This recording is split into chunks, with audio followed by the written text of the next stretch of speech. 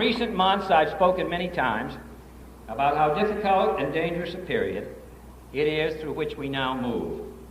I would like to take this opportunity to say a word about the American spirit in this time of trial.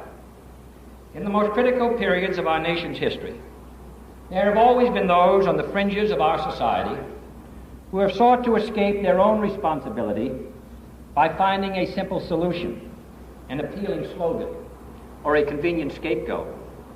Financial crises could be explained by the presence of too many immigrants or too few greenbacks. War could be attributed to munition makers or international bankers. Peace conferences failed because we were duped by the British or tricked by the French or deceived by the Russians. It was not the presence of Soviet troops in Eastern Europe that drove it to communism. It was the sellout at Yalta. It was not a civil war that removed China from the free world. It was treason in high places. At times, these fanatics have achieved a temporary success among those who lack the will or the wisdom to face unpleasant facts or unsolved problems. But in time, the basic good sense and stability of the great American consensus has always prevailed. Now we are face to face once again with a period of heightened peril. The risks are great, the burdens heavy, the problems incapable of swift or lasting solution. And under the strains and frustrations imposed by constant tensions and harassment, the discordant voices of extremism are once again heard in the land. Men who are unwilling to face up to the danger from without are convinced that the real danger is from within. They look suspiciously at their neighbors and their leaders. They call for a man on horseback because they do not trust the people. They find treason in our churches, in our highest court, in our treatment of water.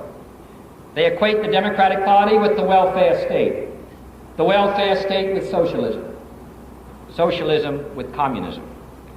They object quite rightly to politics intruding on the military, but they are very anxious for the military to engage in their kind of politics.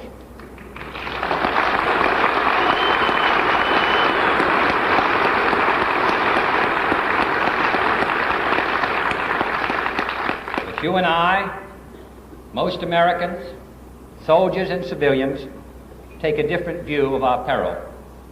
We know it comes from without, not within.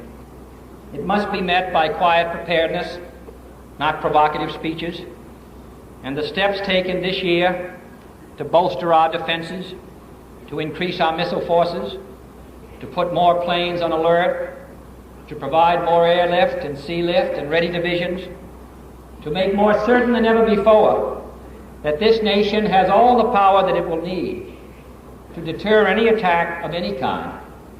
These steps constitute the most effective answer that can be made to those who would sow the seeds of doubt and hate.